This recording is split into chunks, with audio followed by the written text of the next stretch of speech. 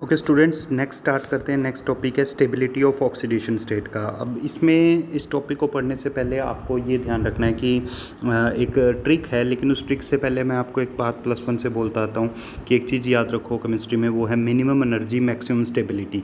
यानी एनर्जी जितनी कम लगेगी, ठीक है, स्टेबिलिटी उतनी ही ज़्यादा होगी। तो यहाँ पे क्या होता है, जैसे कोई भी स्टेट जब बनती है, जैसे मान लो किसी एलिमेंट की +3 स्टेट बनी, तो +3 स्टेट बनाने के लिए जो एनर्जी लगी वो जितनी कम लगेगी, इसका मतलब उस स्टेट की स्टेबिलिटी उतनी ही ज़्यादा होगी। और +3 स्टेट बनाने का मतलब ये हुआ कि उससे 3 इलेक्ट्रॉन निकालने हैं, और इलेक्ट्रॉन निकालने के लिए जो एनर्जी लगती है उसको आयनाइजेशन एंथैल्पी कहते हैं। तो इसीलिए हम ये भी कह देते हैं कि +3 स्टेट बनाने के लिए एनर्जी का मतलब हो गया कि +3 स्टेट बनाने के लिए एनर्जी का मतलब हो गया कि 3 इलेक्ट्रॉन निकालने के लिए जो एनर्जी लगी, यानी कि आयनाइजेशन एंथैल्पी वो जितनी कम होगी, ऑक्सीडेशन स्टेट की स्टेबिलिटी उतनी ही ज़्यादा होगी। तो यहाँ पे वही आता है, देखो स्टेबिलिटी ऑफ ऑक्सीडेशन स्टेट ये इन्वर्स हो गई आयनाइजेशन एंथैल्पी के। अब ये चीज़ ध्यान रखनी है आपने, मैंने समझा भी दिया। इसको आप सिंपल ऐसे भी ध्यान रख सकते हो, ज़्यादा कंफ्यूज होने की ज़रूरत नहीं है। क्या? Minimum energy maximum stability. तो अब देखो, जैसे यहाँ पे इसका अंडर एक एग्जांपल भी है, ये है फर्स्ट ΔH1 लिखा है और ΔH2। 1 और 2 का मतलब हो गया, 1 मतलब पहला इलेक्ट्रॉन निकालने के लिए, 2 मतलब दूसरा इलेक्ट्रॉन निकालने के लिए। तो यानी 2 इलेक्ट्रॉन निकालने के लिए जो एनर्जी लगेगी निकल से, वो कम एनर्जी लगेगी प्लेटिनम के कंपैरिजन में। यानी अगर निकल की आयनाइजेशन एंथैल्पी फर्स्ट और सेकंड का सम कम है प्लेटिनम के कंपैरिजन में, तो इसका मतलब निकल के लिए अगर 2 इलेक्ट्रॉन निकालेंगे तो वो कौन सी स्टेट पे आएगा? +2 स्टेट पे आएगा। तो क्योंकि निकल के लिए ये 2 आयनाइजेशन एंथैल्पी यानी 2 इलेक्ट्रॉन्स निकालने के लिए कम एनर्जी लगी, तो इसका मतलब निकल 2 पॉजिटिव कंपाउंड ज़्यादा स्टेबल होंगे प्लेटिनम 2 पॉजिटिव कंपाउंड्स के कंपैरिजन में। और ये काफ़ी इंपॉर्टेंट एग्जाम्पल है, इसके ऊपर बेटा 1-2 बार क्वेश्चन आया भी हुआ है, तो ये चीज़ ध्यान रखना। और इसी तरह से अगर यहाँ पे एक दूसरा एग्जांपल ये लिया गया जिसमें 4 इलेक्ट्रॉन्स निकाले गए, तो यानी ये देखो ΔH1 plus ΔH2 plus ΔH3 plus ΔH4 for निकल। तो कहते हैं अब ये ग्रेटर हो गई निकल के लिए, यानी 4 इलेक्ट्रॉन निकालना निकल से मुश्किल है क्योंकि ज़्यादा एनर्जी लग रही है। किसके कंपैरिजन में? 1 2 3 4 इलेक्ट्रॉन्स निकालना प्लेटिनम से। तो इसका मतलब प्लेटिनम से 4 इलेक्ट्रॉन्स ईजिली चले जाते हैं, यानी कि कम एनर्जी लगती है। तो प्लेटिनम से 4 जब इलेक्ट्रॉन चल जाएंगे तो वो किस स्टेट पे आएगा? 4 पॉजिटिव पे। तो इसका मतलब क्योंकि प्लेटिनम 4 पॉजिटिव बनाने के लिए कम एनर्जी लगी, तो Pt4 पॉजिटिव कंपाउंड जो होंगे ये ज़्यादा स्टेबल होंगे Ni4 पॉजिटिव कंपाउंड्स के कंपैरिजन में। ये देखो Pt4 positive compounds are more stable than Ni4 positive compounds, hence K2PtCl6 exist but K2NiCl6 does not exist. तो ये चीज़ आ गई बेटा। तो ये जो एग्जांपल बताया ना निकल और प्लेटिनम का, ये ध्यान रखना। देखो एक बार मैं रिपीट भी कर देता हूँ कि फर्स्ट और सेकंड आयनाइजेशन एंथैल्पी की बात होगी तो निकल की कम है, लेकिन first second third fourth 4 ionization enthalpies के सम की बात होगी तो वो प्लेटिनम के लिए कम होगी। और क्योंकि निकल के लिए फर्स्ट और सेकंड आयनाइजेशन एंथैल्पी कम है तो Ni2 पॉजिटिव के कंपाउंड ज़्यादा स्टेबल होंगे, और प्लेटिनम के लिए क्योंकि first second third 4 ionization enthalpy का सम की वैल्यू कम आती है, तो प्लेटिनम के 4 पॉजिटिव कंपाउंड ज़्यादा स्टेबल होते हैं। और ये एक दो बार क्वेश्चन बेटा वैल्यूज़ में दिया हुआ है, जैसे उसने लिख दिया कि निकल की फर्स्ट के लिए इतनी वैल्यू लगी, सेकंड के लिए सेकंड की आयनाइजेशन एंथैल्पी वैल्यू इतनी है और टोटल इतनी है, और निकल की भी ऐसे ही दे दी। तो आपने वो वैल्यूज़ में देखना है, जिसकी वैल्यू कम होगी आयनाइजेशन एंथैल्पी की, उसकी स्टेट की स्टेबिलिटी ज़्यादा होगी, ऐसे है। चलिए नेक्स्ट देखते हैं। नेक्स्ट अब आता है stability of oxidation state in aqueous solution. Aqueous solution में स्टेबिलिटी को देखना है हमने। तो एक्वस सॉल्यूशन में स्टेबिलिटी से पहले यहाँ फिर हम कुछ ट्रिक्स पढ़ेंगे बेटा। अब इसमें से एक ट्रिक ये इलेक्ट्रोकेमिस्ट्री चैप्टर में भी बताता था कि E0 इन्वर्स होगा रिएक्टिविटी ऑफ मेटल के, यानी E0 की वैल्यू जितनी कम होगी वो उतनी ही जल्दी रिएक्ट कर जाएगा।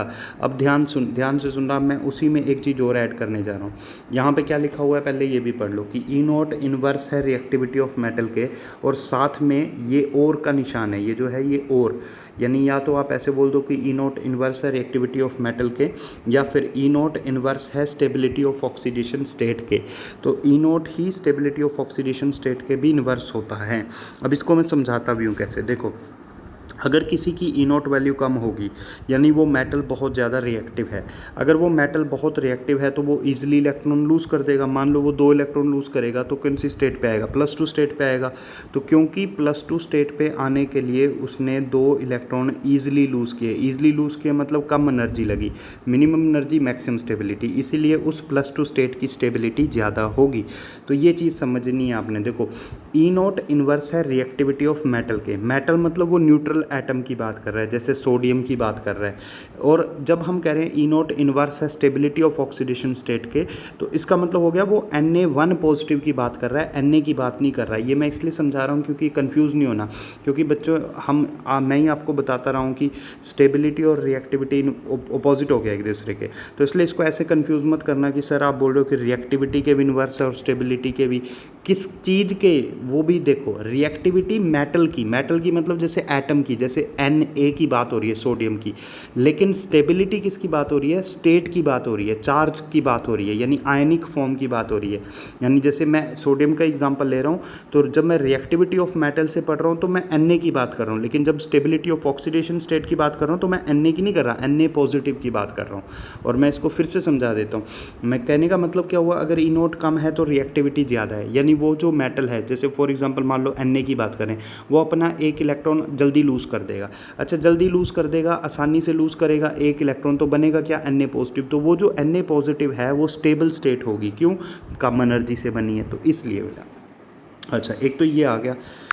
अब इसके आगे एक और पॉइंट आपने जो याद रखना है वो ये भी याद रखनी है ट्रिक, कि ई नोट जो होता है यानी स्टैंडर्ड इलेक्ट्रोड पोटेंशियल जिसको कहते हो, इलेक्ट्रोकेमिस्ट्री चैप्टर में भी पढ़ा आपने ये डायरेक्टली प्रोपोर्शनल होता है एंथैल्पी ऑफ एटोमाइजेशन के, और साथ में ही आयनाइजेशन एंथैल्पी के भी।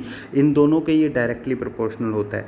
लेकिन हाइड्रेशन एंथैल्पी के इन्वर्स होता है, ये आपको याद रखना है। और यहाँ पर मैं एक और चीज़ भी बताता हूँ आपको। ये जो ई नोट है यानी इलेक्ट्रोड पोटेंशियल, ये पोटेंशियल मतलब एनर्जी है, ठीक है। तो ये जो इलेक्ट्रोड पोटेंशियल है ये उन टर्म्स के डायरेक्टली प्रोपोर्शनल हैं जहाँ पे एनर्जी रिक्वायर्ड होती है या एब्जॉर्ब करता है, सिस्टम को देनी पड़ती है एनर्जी, उनके डायरेक्ट है। जैसे एंथैल्पी ऑफ एटोमाइजेशन क्या होती है, एटम्स बनाने के लिए एनर्जी। तो एटम्स तो जुड़े रहते हैं आपस में हमेशा, तो उनको एनर्जी लगानी पड़ती है ताकि उनकी बॉन्ड्स टूटे, तो हमें एनर्जी लगानी पड़ती है। तो और इस तरह से आयनेशन थेरेपी में भी इलेक्ट्रॉन निकालने के लिए एनर्जी लगानी पड़ती है। तो जिन चीज़ों के लिए एनर्जी लगानी पड़ती है यानी हमें सिस्टम को देनी पड़ती है, वो तो ई नोट के डायरेक्ट होंगे। और जो जहाँ एनर्जी रिलीज़ होती है, जैसे हाइड्रेशन एंथैल्पी है। हाइड्रेशन एंथैल्पी में क्या होता है, जब कोई आयन वाटर से जुड़ता है तो जो एनर्जी रिलीज़ होती है, तो वो हाइड्रेशन एंथैल्पी जो है उसके तो इन्वर्स है, ठीक है। तो ये चीज़ है बेटा, तो ये भी याद रखना, ये आगे यूज़ होगा। और देखो ये बच्चे ने लिखा भी है, ये हम समझाते हैं तो उसने ये नोट भी कर लिया कि आपके मैक्सिमम क्वेश्चंस जो होंगे वो आयनाइजेशन एंथैल्पी और ई नोट की रिलेशन से ही सॉल्व हो जाएंगे। सिर्फ निकल का क्वेश्चन होगा जिसमें हाइड्रेशन एंथैल्पी का कंसेप्ट लगेगा, वो आगे आ भी जाएगा, ठीक है। तो चलो देखो नेक्स्ट स्टडी करते हैं। नेक्स्ट क्या है हमारे पास, trends in E naught M2 positive changes to M values in 3D series. Trends in E naught M2 positive changes to M values in 3D series. तो E naught M2 positive changes to M value, अब ये E naught value का trend पूछ रहा है किस में, 3D series में। तो सबसे पहले तो मैंने क्या कहा कि ज़्यादातर क्वेश्चन आपने आयनाइजेशन से सॉल्व करने हैं। तो 3D सीरीज़ यानी स्कैंडियम से जिंक ई नोट की बात कर रहा है। अच्छा, पूछ किसके बारे में रहा है, आयनाइजेशन के। अच्छा, एक और चीज़ मैं समझाता हूँ साथ में, ये क्या लिखा है, 2 पॉजिटिव। जब 2 पॉजिटिव लिखा है इसका मतलब वो 2 इलेक्ट्रॉन्स निकालने हैं। निकालने किससे हैं, M से। M मतलब न्यूट्रल एटम से, इसको भी समझो। जहाँ पे ये चीज़ लिखी हो मैं फिर बोलता हूँ, जैसे ई नोट के बाद के लिखा है M2 पॉजिटिव। 2 पॉजिटिव मतलब 2 इलेक्ट्रॉन निकालने की बात हो रही है, या 2 पॉजिटिव स्टेट पे लेकर आना है किसको, M को। तो M से M2 पॉजिटिव मतलब 2 इलेक्ट्रॉन्स निकालने पड़ेंगे हमें। तो हमें 2 इलेक्ट्रॉन्स निकालने के लिए जो एनर्जी लगती है उसको आयनाइजेशन एंथैल्पी कहते हैं। और आयनाइजेशन और ई नोट डायरेक्ट होते हैं। और मैंने कहा आपके मैक्सिमम क्वेश्चन आपने आयनाइजेशन से ही सॉल्व करने हैं। तो अगर मैं ये फर्स्ट को एज अ क्वेश्चन मानूँ, फर्स्ट पॉइंट जो लिखा है कि ई नोट वैल्यू 3D सीरीज़ में इसने कहा इंक्रीज़ होती है, तो आप इसको भूल जाओ एक सेकंड के लिए, इंक्रीज़ होती है। मैंने आपको कहा कि ई नोट के मैक्सिमम क्वेश्चन आपने आयनाइजेशन से सॉल्व करने हैं। तो एक बार अगर आप आयनाइजेशन एंथैल्पी पे जाओ, ये रहा, तो 3D सीरीज़ में ये आपने पहले ही पढ़ चुके हो कि on moving from scandium to zinc ionization enthalpy increases due to increase in effective nuclear charge, ये पहले लिखा हुआ है। तो बस बेटा अब ई नोट और आयनाइजेशन डायरेक्ट हैं, तो अगर आयनाइजेशन बढ़ेगी तो ई नोट भी बढ़ेगी। तो बस इसी तरह से आपने बाकी क्वेश्चन भी सोल्व करने हैं। तो देखो जैसे एक सेकेंड बेटा, ये है, तो ई नोट वैल्यू इंक्रीज होगी on moving from titanium to zinc due to increase in ionization enthalpy, क्योंकि आयनाइजेशन एंथैल्पी बढ़ी, अभी पीछे पड़ा हमने स्कैंडियम से zinc, as effective nuclear charge increases.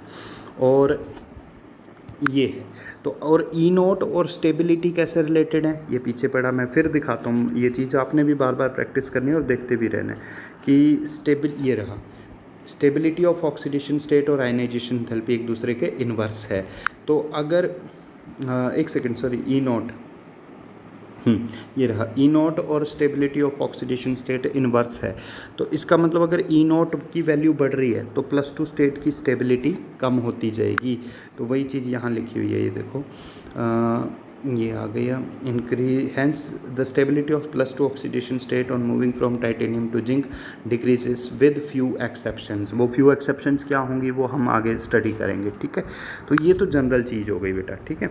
मैं एक बार फिर रिपीट कर देता हूँ, ई नोट किससे देखना है, आयनाइजेशन से। और इसने सबसे पहले कहा कि ओवरऑल 3D सीरीज़ में देखो, तो हम आयनाइजेशन पे जाएंगे। 3D सीरीज़ मतलब स्कैंडियम से जिंक की तरफ जाना, तो ये हम पहले पढ़ चुके हैं कि जैसे जैसे लेफ्ट टू राइट जाते हैं आयनाइजेशन बढ़ती है क्योंकि न्यूक्लियर चार्ज बढ़ता है।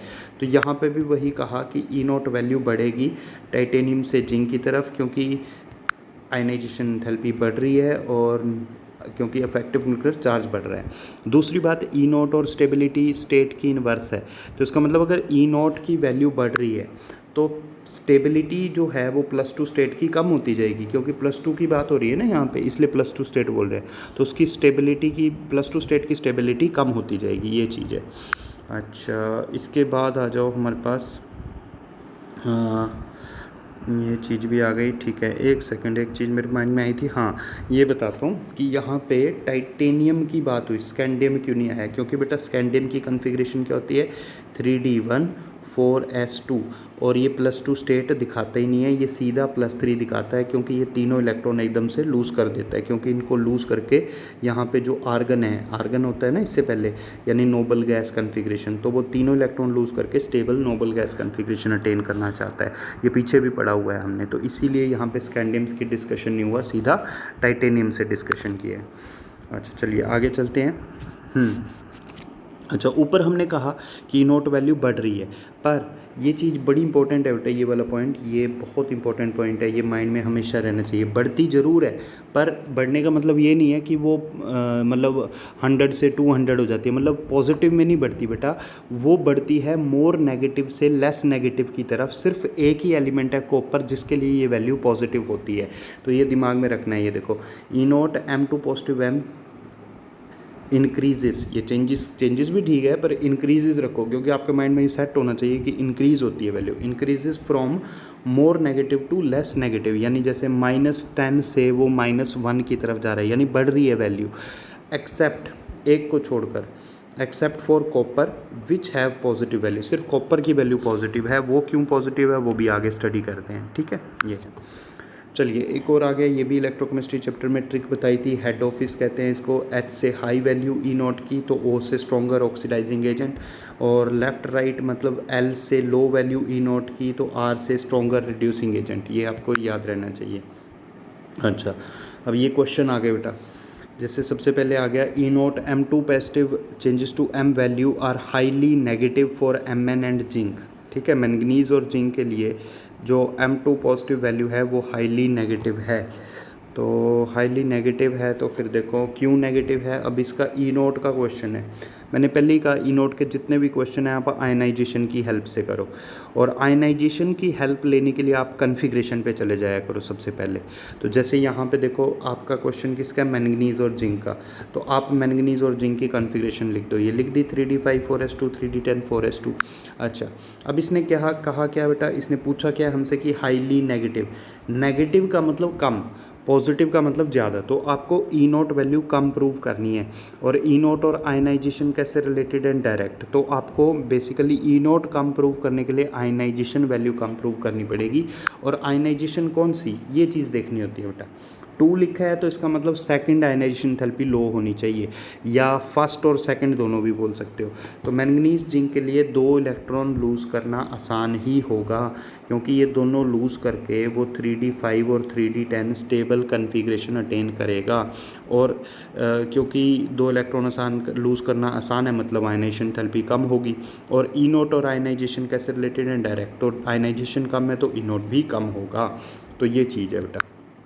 तो उसी तरह से देखो, अब यही प्रूव किया, removal of second electron is easy from M N and Gn10 because as then they attain stable D5 D10 configuration, hence delta IH2 is low and so is the E naught to M2 positive changes to M।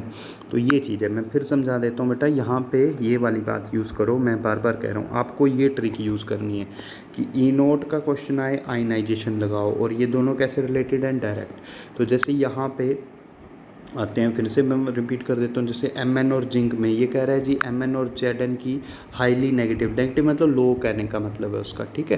तो highly negative मतलब लो कह रहा है, वो लो prove करनी है। तो कैसे आपने दोनों की कन्फिग्रेशन लिख दीजिए कन्फिग्रेशन। फिर इसने कहा है ई नोट वैल्यू लो, और कौन सी, ये देखा करो, ये जो लिखा है 2, तो इसका मतलब सेकंड आयनेशन एंथैल्पी लो प्रूव करनी है। सेकंड लो प्रूव करने का मतलब दूसरा इलेक्ट्रॉन निकालना ईजी होना चाहिए। तो पहला जब चला जाएगा 4s से, तो जब दूसरा इलेक्ट्रॉन बचेगा तो वो एक इलेक्ट्रॉन जो बचा होगा दूसरा वाला, उसको अगर निकालोगे तो सीधा स्टेबल D5 और D10 बनेगा ना। तो इसीलिए तो ये और स्टेबल, हर कोई चाहता है स्टेबल बनना, तो वो दूसरा इलेक्ट्रॉन निकालना आसान होगा। और अगर ये आपने ये प्रूव कर दिया कि दूसरा इलेक्ट्रॉन निकालना आसान है, मतलब आयनाइजेशन कम हो गई, आयनाइजेशन कम है तो ई नोट कम हो जाएगी, क्योंकि ई नोट और आयनाइजेशन दोनों डायरेक्ट है। ये है बेटा इसमें। अच्छा,